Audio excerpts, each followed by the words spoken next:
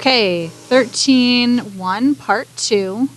We've been working with the quadratic formula where the radicand was a perfect square to get started to start learning quadratic formula. Now we're going to do problems where the radicand is not a perfect square, and how do you deal with that? So the first problem we're going to look at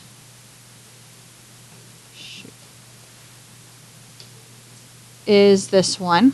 So just like we've been doing, we need our A, B, and C. Once we have our A, B, and C, we sub into quadratic formula. Remember, if we have a negative 11 here, the formula says negative B. So a negative 11 is a positive 11.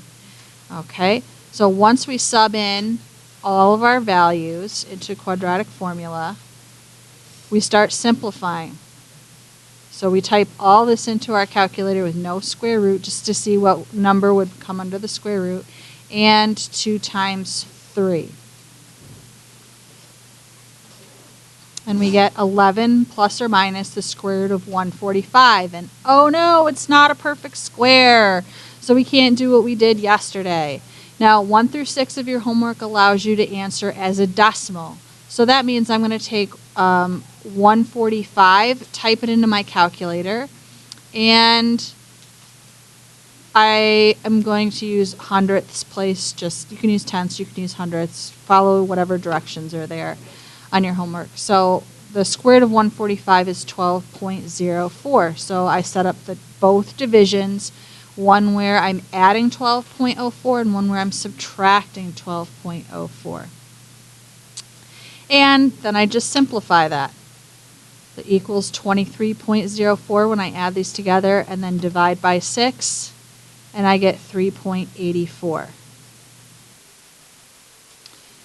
Now I've got to do the other one where I subtract 11 minus 12.04 over 6, and I get x equaling negative 1.04 divided by 6, which is negative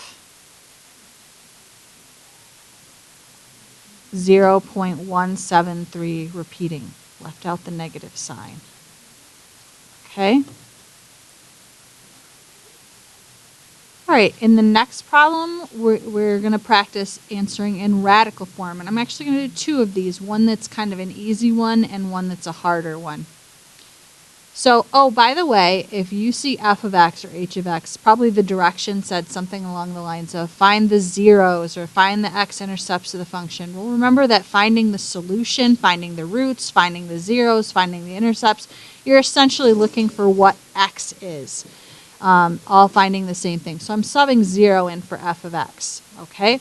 So I've got my A, my B, my C, and subbing in. So positive 7, because 7 was negative to begin with, so negative is positive. Subbing everything in. And just like we've been doing, evaluate this part. And make sure to multiply the bottom.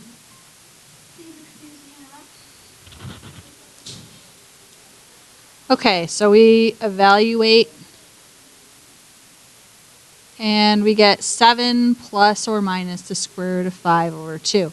Now, if I'm asked to give an exact answer, that's like another way of saying you're not allowed to do the decimal, you're not allowed to round, you have to give an exact answer. They're looking for radical form.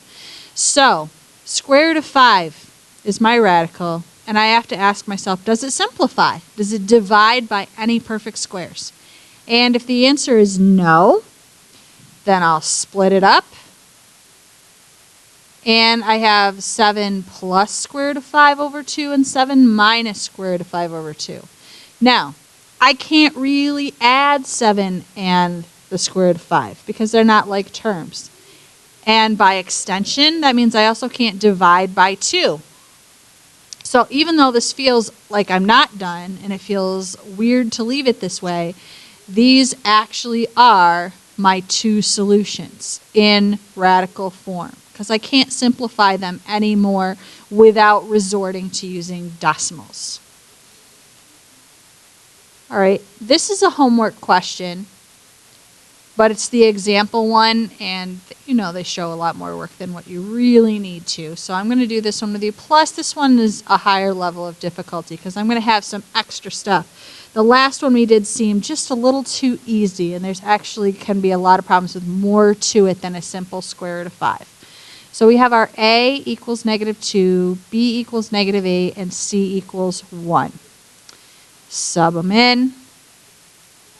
Okay, -8 is +8. -8 squared minus 4 times -2 times 1 all over 2 times -2. What I'm noticing on some people's work is you're not necessarily drawing the fraction bar all the way across. Make sure you do that. Okay? All right, so we take what's inside the parenthesis or inside the square root and we evaluate that. And it's 72. Unlike 5 did not simplify. 72 does. I can take 72 and break it up into divide out a perfect square, 36. Remember, you have to divide out the largest perfect square. It's not good enough to divide out 4 or 9. You have to divide out the largest one, which is 36. And then 72 divided by 36 is 2, so that's how you figure out the other radical. And then 36, the square root is 6. So 6 root 2 is how I would simplify the square root of 72. And that is what I'm going to put in to my fractions. 8 plus 6 root 2 over -4 and 8 minus 6 root 2 over -4. Now, here again, just like in this example where I could not add 7 plus root 5, I can't add 8 plus 6 root 2. Or I can't subtract 8 minus 6 root 2. However, there's still things we can do. Okay, I want you to think about a fraction in general. If this was 8/10, you could divide the top and bottom by 2 and get 4/5. Okay? Even if I put an X here, okay, that's irrelevant. We're just looking at the numbers themselves. If I put 6 plus 8x, okay, then I could take out a 2 from both of these, and I could take a 2 out of the 10, and I would get 3 plus 4x over 5. Okay? It's because these 2's would cancel. So we're going to do a similar thing. And if you didn't follow anything I just did in red, okay, reset your mind and just think about it this way. I want you to look at the 3 numbers that are whole numbers, not radicals. Okay? And I want you to think about them in terms of if this were a fraction that I was reducing, what numbers could I divide them all by? Okay, and these 3 numbers, if I attach them together, make a triangle. And sometimes this is informally, meaning not a vocabulary word, informally known as triangle rule. Because the 3 numbers connect to make a triangle. So 8, 6, and 4 all divide by 2. So if I divide all those numbers by 2, I'd get a 4 here, I'd get a 3 here, and I'd get a -2 here. And that would be how I would get my final answer. 4 plus 3 root 2 over -2. The root 2, remember that's not a like term. It's not the same kind of number as my other numbers. So the square root of 2 just comes down. Here again, I am looking at my 8, my 6, and my 4. They all divide by 2. So 4 minus 3 root 2 over -2. And those would be my final answers.